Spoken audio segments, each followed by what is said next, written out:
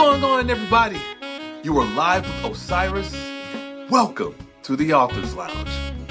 The world is filled with storytellers, and I, along with my guests, are here today in the Author's Lounge to help educate and inspire the young generation of writers and creators.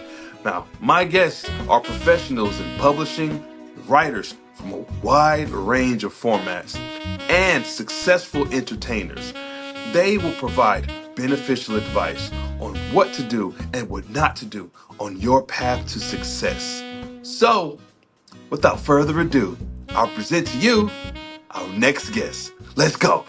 It is a pleasure. It is such a joy, and I'm honored to be able to bring a friend here today. Now, normally when I bring a guest, I haven't necessarily met them, but we hit it off really well on every occasion that I've had a guest on here. So today is no different in that aspect. But the gentleman that I have here right now, he is someone who I met as a fellow cast member on a hunt that we did together in Tacoma, Washington. The Fright House, Haunted House Fest, however it wants to be phrased. My man here, he is an actor, he's a producer, he's a screenwriter, he's a director, he does improv, he's an entertainer, he is a full-on package. And I can't wait to dive into this with him. So ladies and gentlemen, I present to you the wonderful Zone 5 Zone, Mr. Erik Franklin. What's going on, my man? I just wish that you could introduce me everywhere I go, because that just amazing. No. Yes, sir. Man, it's a true joy to have you on. The last one I had on here from the hunt was Patrick. Patrick Adepina, my other homie, man, and it was a pleasure being able to get on that hunt and be in full on creative mode with you all. It was a pleasure to do it and actually be able to connect more so outside of that on an artistic level within the components of filmmaking. So I cannot wait to talk about filmmaking with you. So man, let's get started, dude. Okay. So when I met you, one, you had a presence like no other. Your height had a lot to do with it, and you had the stoicism to yourself as well. But such an easy person to talk to, so approachable, and it was just a good time to have you. My only regret that I have is that I did not get to work with you directly during the hunt. Yeah, same. I mean, you won that. You won all those awards and shout outs and things like that. And I didn't want anyone in Zone 5 to get sick, of course. But, I was just thinking, man, if Osiris could get in there just one time, but because or I at least want to see some scare cam footage so I can learn from one of the best. Oh man, that's I appreciate you, man. Thank you.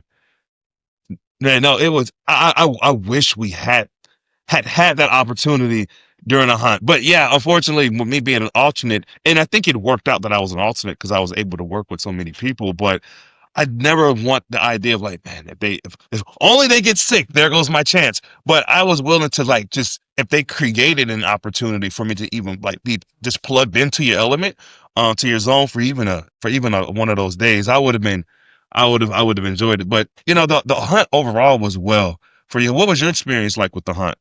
I think that, I'm very biased because I never really left Zone 5. And to tell an embarrassing secret, I am very navigationally challenged.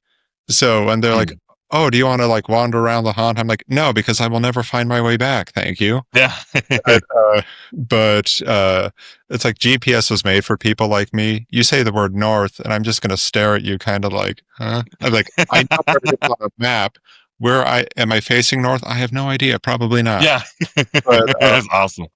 But yeah, no, the hunt overall was a really great experience. I definitely do want to come back, but I would say that a lot of it had to do with the camaraderie. People like CJ, Maya, Rachel, Monica. Just to give them a shout out, and Gina.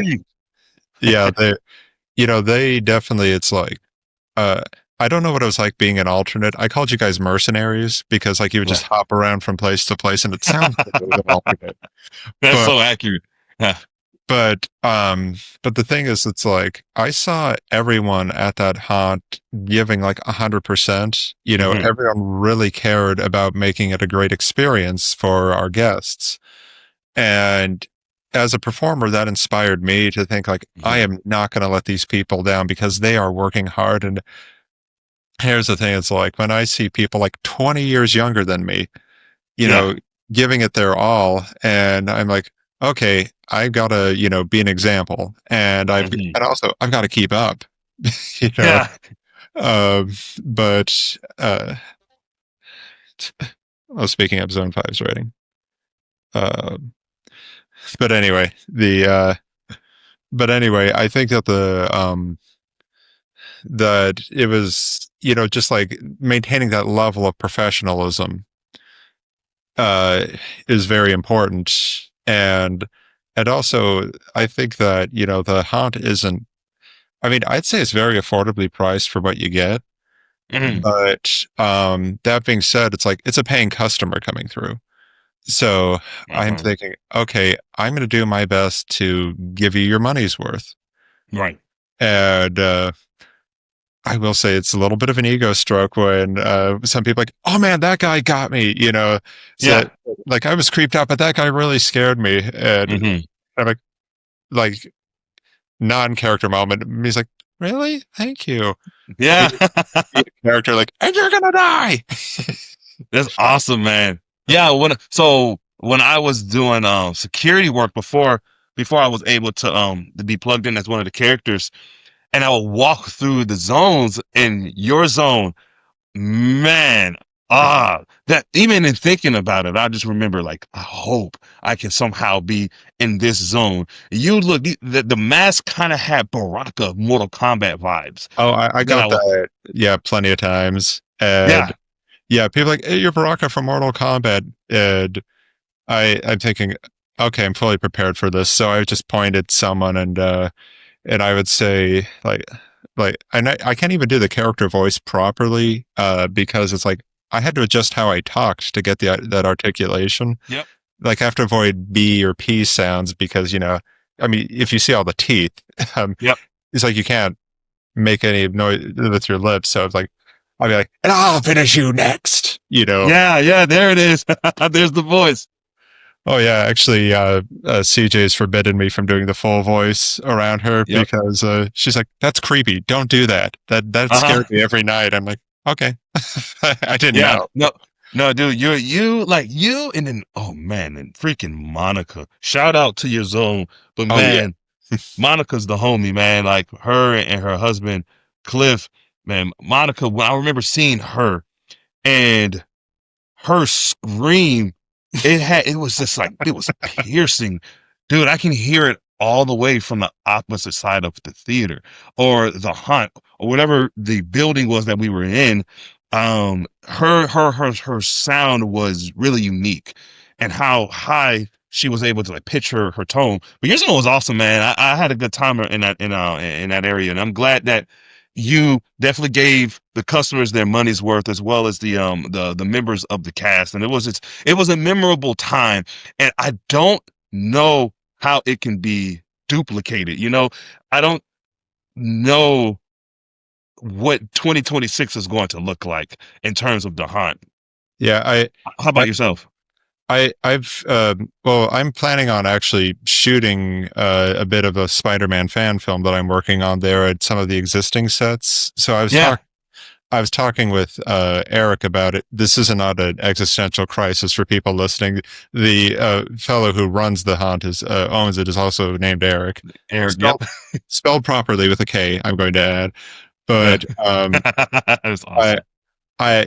he told me what he was considering. I'm not at liberty to say, at least on air, but I think it's going to be a pretty cool theme. It's not going to be like the one we went to, or we performed in, I should say, but it's like my mind is racing with possibilities at what he mentioned. So I think that a lot of people are in for a really good time next year. Yeah.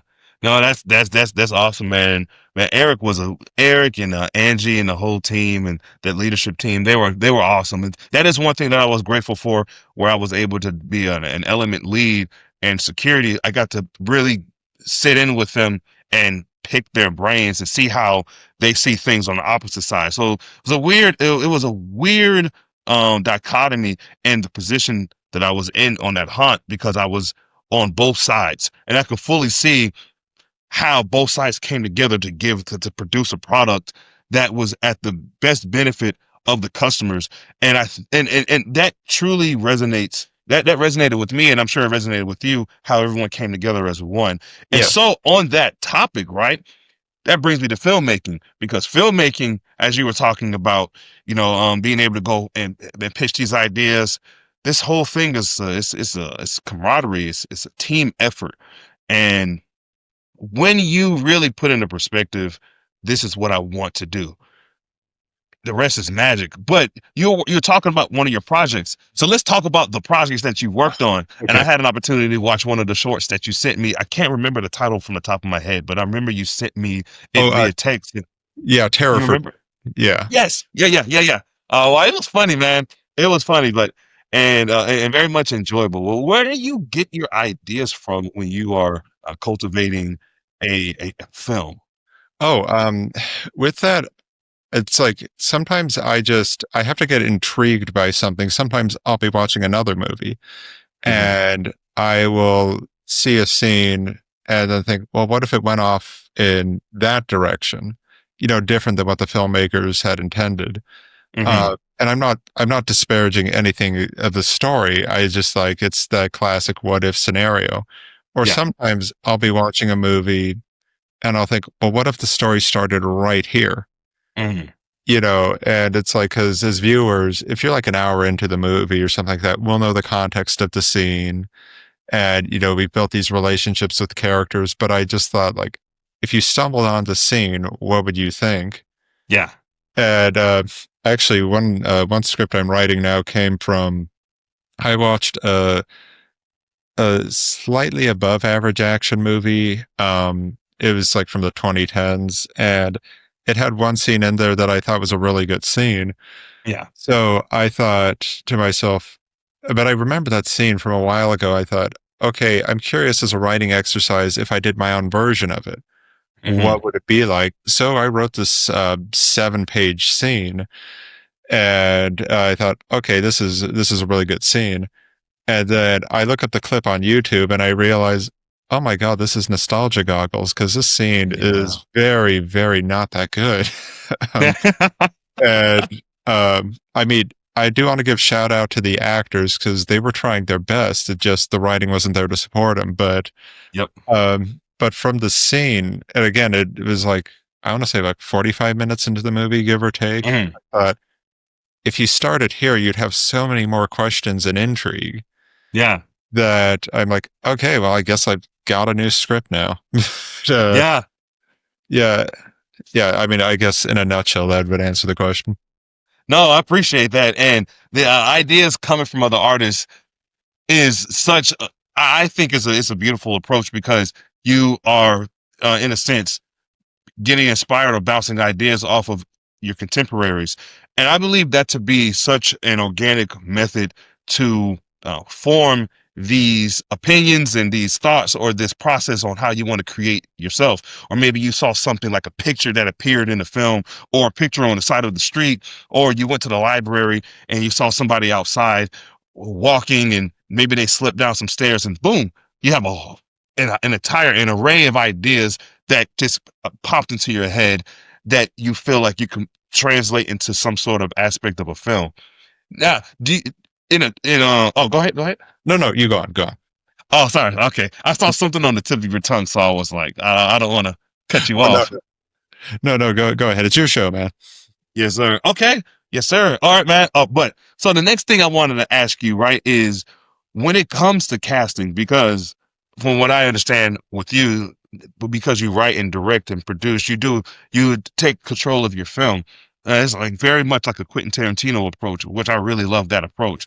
Well, where do you get the ideas to cast your actors? Um, I will, yeah, casting is one of my favorite things to do. I will say it's also very nerve-wracking because it's like, I hate telling people no. And, or it's like, because here's the thing is like, yes, I audition all the time. You get you're understandably a bit nervous, Mm-hmm. you want to get the gig. Um, but one thing that I hope actors understand is on the opposite side of the table, or even on like when you send in a self tape, like on the other end of the computer, like I will say we all want you to succeed. Every Mm-hmm. director, every casting director, producer, we want to look at your tape or see your audition and say, that's our person. Mm-hmm. Um, and sometimes some actors are a little, let's say, like some are more trained than others. I don't want to say Yeah, better because that sounds kind of like, like, oh, I'm better than you. I don't really like that. I just think that some people have more experience than others. That's just the for way it sure. is. That thought. But at the same time, though, there are qualities that I look for in people and also first impressions. And Mm-hmm. one thing I really dislike about what I call like really lazy casting is like, okay, I meet you and you are a big dude. And I would say you're a pretty friendly, you're a pretty friendly guy, very Mm-hmm. approachable, easy to talk to. And I'm like, okay, so giving you a nice guy role would be like a no brainer. Mm-hmm. But as an actor, that would bore me to tears just to play myself. Right. Yeah. And I'm thinking, okay, no, like I see you and I'm thinking, what is the exact opposite of these roles I can give you? Mm-hmm. Because like inherently, I sense you're like a good person. So I'm thinking, okay, if I give you like a bad guy role or like Mm-hmm. an anti-hero or something like that, it's going to be a lot more interesting. Um, Yep. like I'm actually working with CJ on Spider-Man now, Mm-hmm. and she's doing a great job. And I mean, duh. And the thing is, she, I made her audition with everyone else. Even though we work Mm-hmm. together, it's not fair to just say, "Hey, you're my bestie. Let's be in a movie." Yeah, Yeah. uh, yeah. It's like she was like like 26 people had tried out for the role, Mm-hmm. and I just wasn't finding it. I would see pretty people who did not take the role seriously Yeah. or thought like they weren't playing the gravity of the situation. Mm-hmm. Uh, and the thing is, she did. I thought because it's like she's talking about Spider-Man fighting these villains and things like Yeah. that. This is not dialogue that people have in everyday conversations. For sure. So yeah, what I'm looking for typically in performances is like a grounded reality. Yeah. Like I really want to believe what somebody is saying. Mm-hmm. Uh, because I think that if the audience doesn't buy it as like this person is speaking their truth, even if they're lying, like the character's lying, Mm-hmm. uh, I don't want to see somebody play a lie. Like Right. if I was to, okay, you already know I'm lying, spoiler alert, but if I said to you like, like, oh man, I got into a car accident last week. Yeah. I want you to be able to believe that I'm lying. I Mm-hmm. hope I'm making some kind of sense here, but No, you are. oh, thank God. But Yeah. essentially, that's what I'm looking for is like not necessarily, oh, I've been on this many TV shows and I've been in these movies.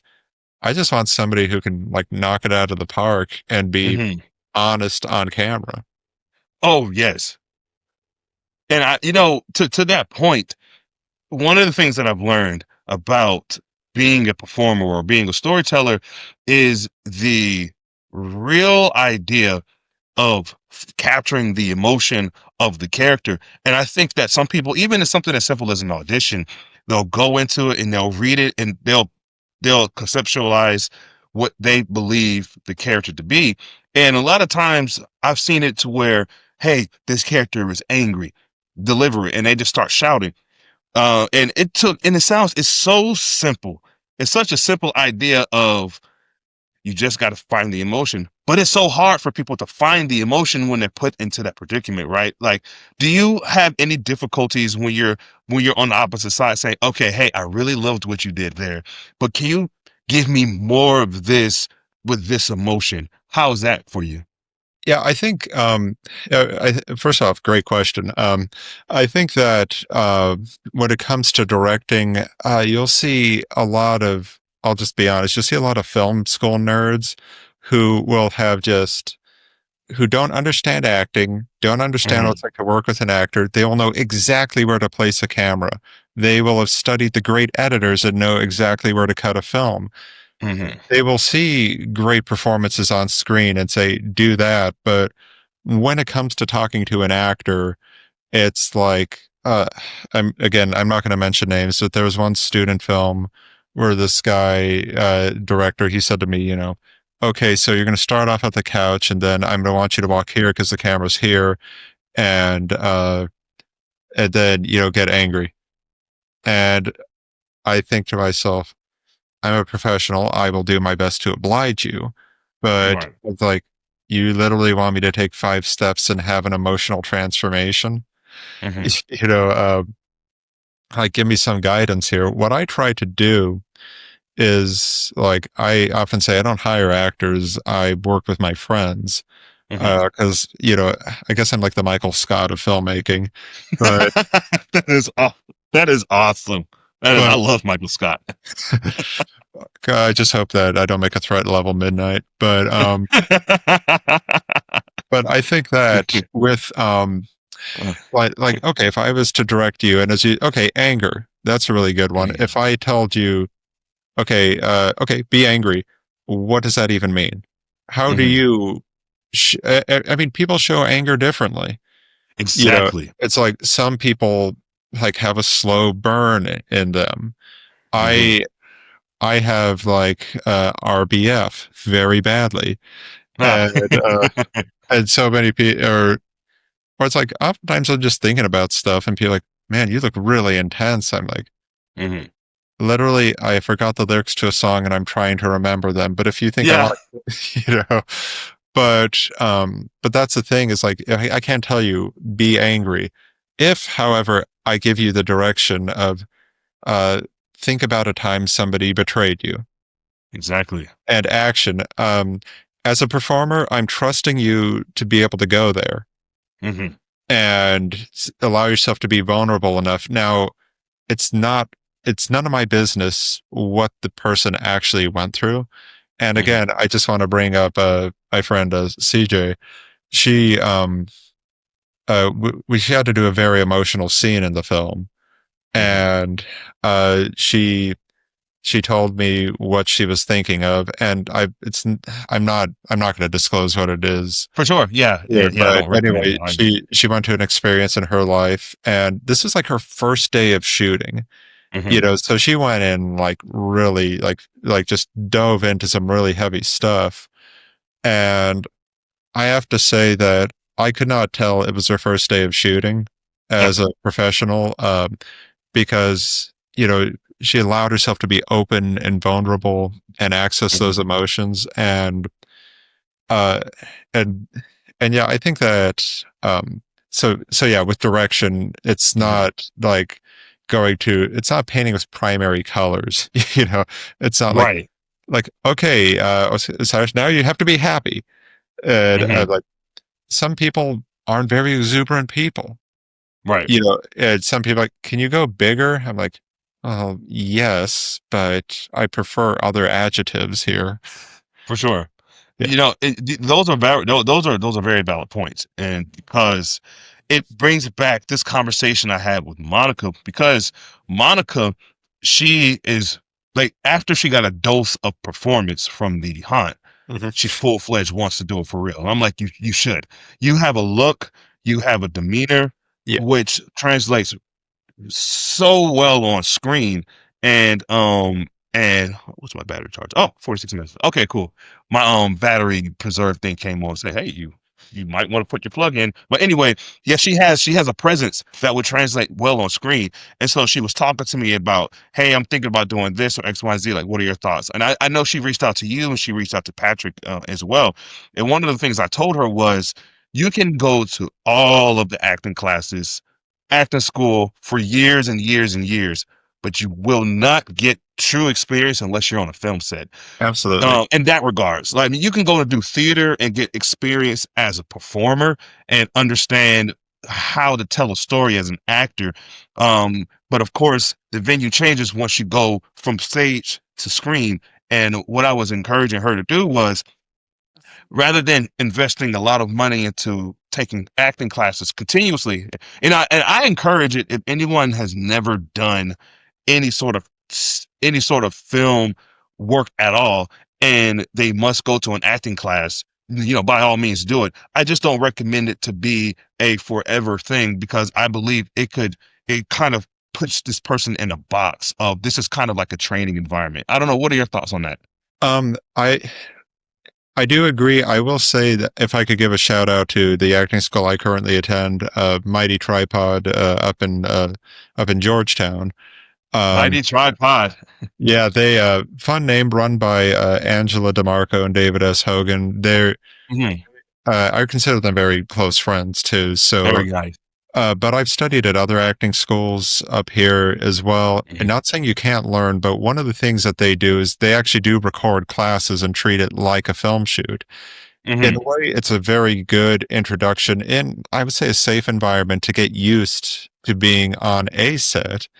Mhm. Uh, like actually, just this last week, I shot a scene with them for a workshop, and actually today, after after we're done here, well, in the evening, we're going to go review the footage and get feedback, Yeah. critique. But so I would recommend them for all actors. It's a really great space. I enjoy it. Uh, but let me say that in regards to your statement, I do agree. I think that, and I have met some people that are perennial students, and I will say the thing, not to wreck the upbeat tone of the interview, but the thing that annoys me is when I see Mhm. people saying, "Okay, well now I'm going to get my master's in filmmaking." Now or Mhm. in film, and I think to myself, "I am sorry, but what?" Yeah. Seriously, I'm like, you are just throwing your money or maybe your parents' money away at Mhm. something. And I think to myself, okay, I'm going to go watch a movie. All right. If it's me, it's some trash horror movie on Tubi. I'm not going to lie. Um, I doubt that that person has a master's, but Mhm. unlike the parental student, they've got something out there. It is reaching eyeballs. Mhm. Quality is a different subject, but yeah, I think school is a very safe space for people.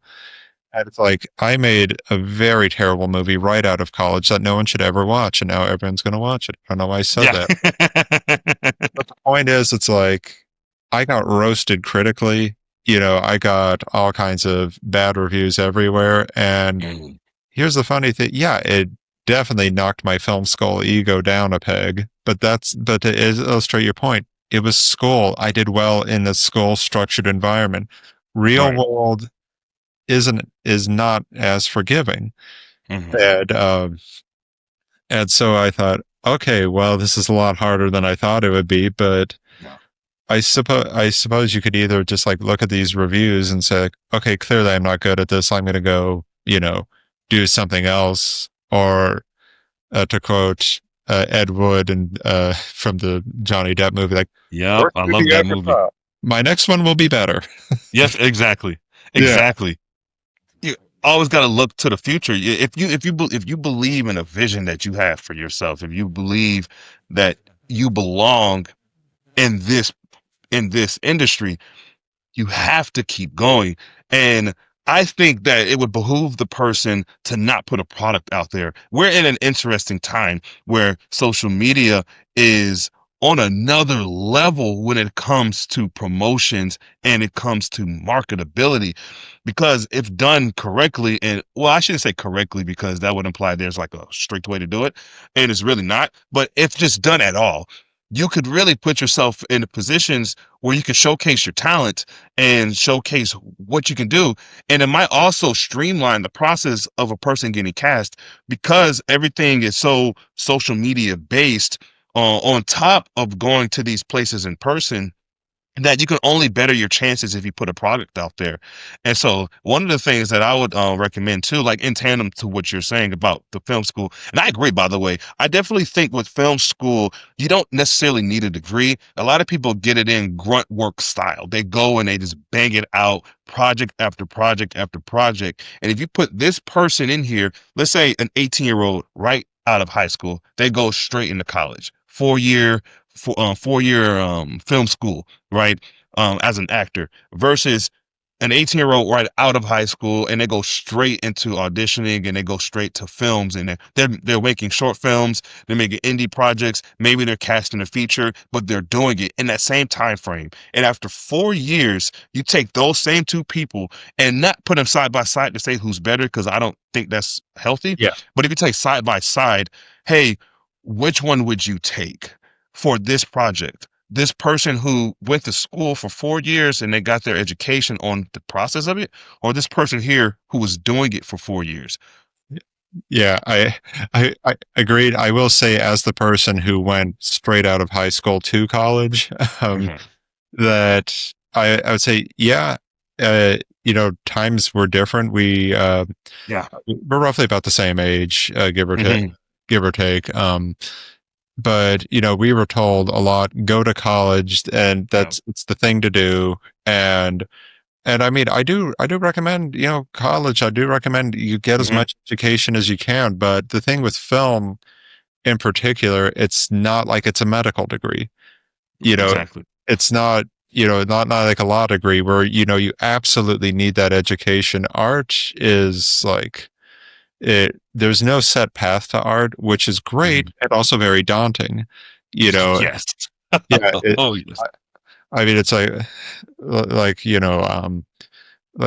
Monica was, in law school. That's what you do to become a lawyer. And, uh, and I think here's another problem too with film schools is they study the wrong, it's why I produce my own work. It's, I think they teach the wrong production methodologies. They'll teach you how, like, I don't know, how like Avatar is made or how these Mhm. big budget shoots are made. And I'm thinking, I'm sorry, unless you're some kind of Nepo baby, that's not going to be your first experience on a film set. Sure. It's just going to be some people with, and honestly, cameras have got really good nowadays. Mhm. Even cell phone cameras are nothing to scoff at. Um, Yeah. I do because I happen to have a nicer camera than a cell phone, but I'm just kidding. Yeah. What kind of camera do you use, by the way? Oh, I use a Blackmagic 6K cinema camera. Now, Ooh. oh, I'm going to say, and I know it's not like the highest end thing, but I absolutely love it. It's a lot of fun. I named it Corbucci after the spaghetti Western director. He did the original. Yeah. Yeah, he did the original Django amongst other movies. Mhm. Uh, but anyway, I think that yeah, the people who are um, just study somebody like Roger Corman, who is a personal Mhm. hero of mine. I mean, he would make movies in like a week, 14 days, Yeah. if you had a big budget, 14 days. And if you realize how scrappy they had to be, and it's like in an underrated sci-fi gem, in my opinion, Battle Beyond the Stars, they figured like Mhm. it's like James Cameron was on there as an art director. This Yeah. is pre-Terminator fame, of course. And they're like building the model ships. They're using like recycled parts to build spaceship interiors, etc. And Yeah. and the film looks pretty damn good. Basically, it's Seven Samurai in space, and I am plugging. Okay. Yeah, I'm plugging like a 40 or so year old movie on your show for, but but that, but that's the thing is like look at people who have nothing or next to nothing to Mhm. make a movie rather than like, oh, how did Martin Scorsese get this scene in The Departed? I'm like, well, he had way more money than you do, so maybe that's not the best. person to study. Now, here's the one thing though I think is that you can actually achieve still on any budget a good script. Mm-hmm. Because like, I'm sorry, I'm probably not going to see the new Avatar movie just because I was not a fan of the first one. Mm-hmm. If you're the world's biggest Avatar fan, my sincere apologies. But but for me, it's just like the story didn't hook me. Mm-hmm. And that movie had way more money than I'll probably ever see in my life behind Mm-hmm. it. But at the same time, it's like, take a really small movie. Okay, different genre, so maybe not the best parallel, but I saw like Hard Eyes in the theater this year. Mm-hmm. Horror romantic comedy, probably made for Avatar's catering budget, and I Mm-hmm. really loved it. And it came down to the fact that I like the characters. And I'm thinking it's rare in a rom-com that I'm rooting for the people because Mm-hmm. I am a very spiteful, jealous person. But I'm rooting for our leads. Mm-hmm. It's like I felt kind of bummed when the movie ended, not because it was bad, but because I was enjoying the experience. Yeah. So that's the thing. I would encourage producers, actors, anyone is like, even if you say, "Oh, I'm not a writer," well, here's the thing: try some writing. You Mm-hmm. don't have to pen an epic. You can just, even if like you go out to dinner with your friends, get back home, write down what happened, Mm-hmm. and then look at it, study the dialogue, see how like, people have different speaking cadences. Some Yeah. people like me don't shut up. Other people speak very strategically. Mm-hmm. And then like you think, oh, okay, so it's like people create this music to them rhythmically. Mm-hmm. And it's like, and that's why I think, uh, actor, producer, director, whatever you do, it comes down to knowing, to writing, or at least understanding good writing. Yes. That part right there. Because at its core of any film or any bit of creative work for performance in this regard is it comes down to the screenwriter. We need something. We need something to go off of. And that's why I'm grateful to be a screenwriter myself. So I can relate to you on that, because it's not as much as trying to find a good story as much as it is trying to sell it to somebody, whether you're actually trying to sell it for money or sell the idea of this is why you should use my work. And if you don't, then I'll just do it myself and find people to vibe with. And I think there's going to always be people out there that's going to want to do films regardless of the budget. As long as you give them the film credit and give them like an IMDb listing, I think they're fine. I mean, of course, the higher up you climb, you're But probably going to ask for more, and you should, because you know your worth. But I definitely think when you're just building, it's important to just put in the grunt work and yeah, build on those credits. yeah, it's like a lot of people at the Hunt, as you know, I mean, you're going to be in it. I'm working on a slasher movie script too, Mm, and so many people at the Hunt said like, "Oh, I'm going to do it for free. I'm going to do," and I think that, okay, very kind of you. Love that enthusiasm. But at the same time, I'm a professional. I'm creating jobs. I'm going to give you a little something. But mm, that being said, if it's like, hey, if you've got a free weekend, but this is a full length movie, to be clear. mm, If it's like, hey, I have an idea for a scene or a short film, like under 10 minutes, that will maybe take a weekend to shoot. Nothing wrong at all with you and your buddies getting together, make a cool movie. And mm. I don't know if you like to bake, if you like to, cook or whatever, and say, hey, I make the world's most badass chili. You can all have it when Yeah, I'm, I mean, I do make a good chili just to plug myself, but, yeah. Oh, yeah. Okay, I'll remember that. yeah. Okay. Now I've got you booked, Yep. but, but the thing is like, just, use your skills. And I think a lot of people go in without ego, without, actually that's what, one of my friends who is acting and producing in the Spider-Man 4 film, Bryn, he said, at a certain point, actors are like, "Oh, I'm sorry, I did a Doritos commercial and now I am too big for you." And, and I'm like, and, and I think, okay, let me help you out here. You're still sharing an apartment in the Pacific Northwest, and that's the biggest thing you've done. Nobody has called you since. Just like lose the ego and hang out with your friends and, Sure. make a cool product. And yeah, also to go back to an earlier point with casting, I am looking for team players. It's like, I want somebody who could be a star, but doesn't act like a star. Yeah. It's like, granted, I think as a performer, there are very predatory producers out there who will absolutely try to exploit you. And I have to say, in particular, for women, there's a lot of yeah, there's a lot of sleazy guys out there that I'm to say, don't say, "Oh, I'll do anything." Never say that. Don't say, "Oh, yeah." Don't say, "Oh, I'll work for free," etc. Because just make sure of their motives. If their motives are, I want to make a great movie and a story, and they are upfront with you about absolutely everything, like like one of my good friends, her name's Krista, extremely talented actor. She has boundaries. She said, "I will not," said, "I will happily work with you. Here are things I won't do." And I say, "Okay, I'm not interested in those kind of movies anyway."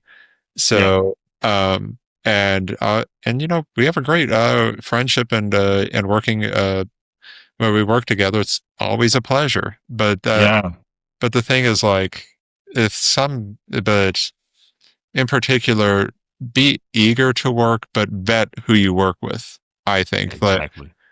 like you're a good guy. I trust you. If you say, same. Yeah, if you say, and this is not at all a hint, it's definitely a hint. If you say, "Hey, Eric, I have a role for you in this movie," I'm thinking, okay, well, he's a good guy. I know he works really hard. Yep.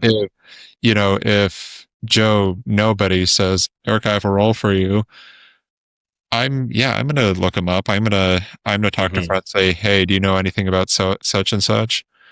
And very quick to that point, I had an actor try out for an earlier project, and I had 5 women complain or say, "Hey, if you hire him, don't have me work with him because I had a bad experience with him."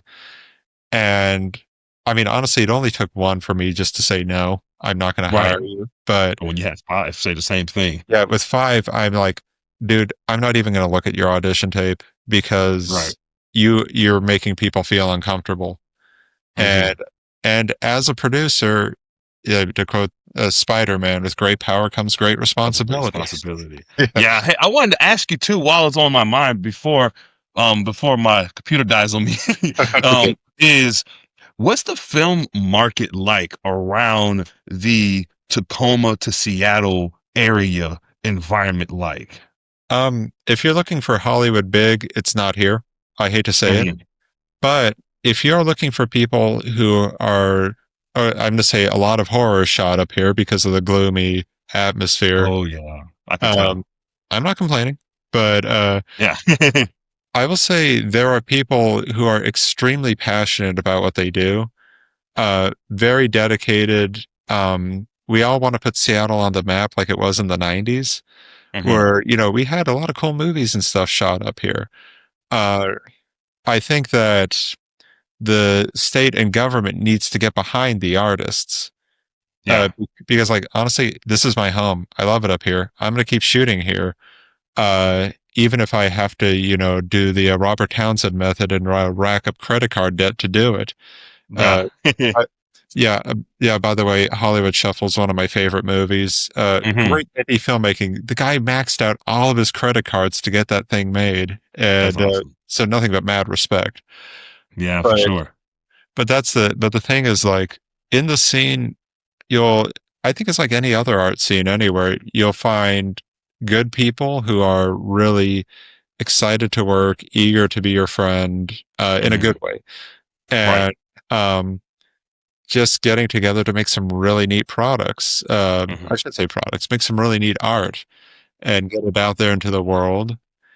Then there are people who, are kind of, then there are, of course, scammers and people who have good intentions. They don't always go well, and they'll say, sorry, I just don't have it in me to make films. And, that's their own journey. That's their own path. Right.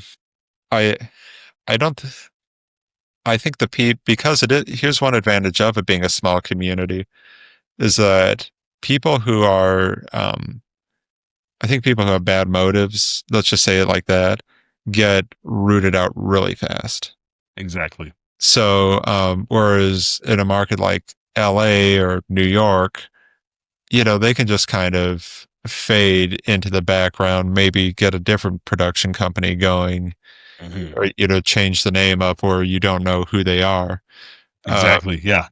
Yeah, but I went to a mixer at Mighty Tripod, on Sunday, with most of Zone 5. And, That's awesome. what was kind of surreal was the number of people who said, "Oh, hey, I worked with Erik." And yeah, it did feel really good to think I'd made that many friends, but, I thought to myself, I'm like, wow, I guess I am. Someone came up to me, a stand-up comedian. She said, "Everybody but me seems to know you. Hi." Hi. And I'm like, okay, well, my inability to shut up just paid off. I guess I made connections. Yeah, man, and that's what it's about too. It's about making some genuine connections and being able to help people be better versions of themselves, help them get to where they're trying to get to, all at the same time while you're trying to do the same, and everyone helping each other, helping one another up on the ladder as they climb it. And what's special about Zone 5 that I didn't see with the other zones, other than Zone 7. Zone 7 was they seemed really tight too. Was that there was a huge camaraderie with you all that I would imagine you all are going to be friends for many years, and I think that's a great thing as well. And I saw that picture too. I thought that was nice. I was like, oh shit, check him out, Zone 5 in the picture together, looking like I think you were all at, that was the acting studio. Yep, the acting studio. And also, I want to say really quick before I transition and eventually I close the show out, was earlier when I was talking about the acting schools and about, hey, don't do it long term. My reason for that is because I truly believe if anyone goes to an acting school for a long period of time and they don't go and try to make films or audition and get out there and do it for real, it'll just put people in the bubble. It's like, imagine going to college and you want to be a creative writer, or you are a creative writer. You like to write stories, but the professors put you in this. They have you write in a certain manner, MLA format and essays and this body X, Y, and Z. And they really say you should write this way. Eventually you will come out of that, especially if you do it for years and years and years without actually trying to go out and do your own thing to build experience.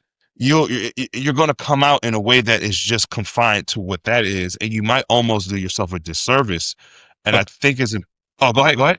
No, I'm sorry to cut you off, but I do want to, I do absolutely agree with where you're going with that, because that happened in film school too. It's like, you must produce movie ABC. And I'm sorry, but I'm kind of an XYZ guy. I'm like, okay, great. That's if you have a ton of money. I don't. How do I get the same result? But also in the same vein, I have to shout out another of my Zone 5 family, Maya. Yeah, yeah, I mean, for your listeners, she terrified everybody in the haunt because she was directly underneath our bathroom, and they would have to hear her saying "smile" every time they would go. But she is an extremely talented writer. She's actually working on a novel now, and I'm not just talking about working on a novel of oh, I go to the coffee shop and daydream. I'm like, she like 100+ pages are written, Good and for her. like she's like posting it in like our group chat, and we're all reading along to it, and she's going to be getting her degree in creative writing also. Good. But yeah, but the fact is, like, somebody like Maya, who's already doing the work, already Hmm. putting things in, is going to just get better tenfold because she's putting, Absolutely. yeah, that's the thing with art too, is like, I think you need to have something in your blood, Hmm. like, I, maybe this was extremely snooty of me, but I was interviewing at a huge company, and they said, if you have to be creative every single day, this isn't the job for you. Are you interested? And yeah, I could use the money, but I thought about it, and I just said, no, I'm sorry, but thank you for interviewing me. And they seemed shocked, but, and, and I think that, you know, at that point I did have to be true to myself, Yep. you know, and, I mean, yeah, there requires sacrifices in life, but I think that, the art is, in your blood. Like in the military for a while, uh, and, nothing but respect for that. But what I'm Hmm. saying is that the art was still in you. You had to come back to it. Yeah. And Yeah. Big yeah, time. and the thing is, you though, like your life, your experiences give you an edge over. Okay, if I get cast to play a soldier or something, I'm going to be less believable than you, an actual one. You know, uh, Mm. so so that being said, is like, you know, if your art path is delayed or off a little bit, don't think of it as wasted time, or ever think of like, because I imagine you're a very disciplined person. Art Hmm. Oh requires, yes. yeah, art requires a ton of discipline. Right. Yeah, it's just like, oh, I like, if you're a writer and your goal is to say, oh, I want to write, I'm just throwing a number off the top of my head here. Hmm. I want to write like 10 pages before noon.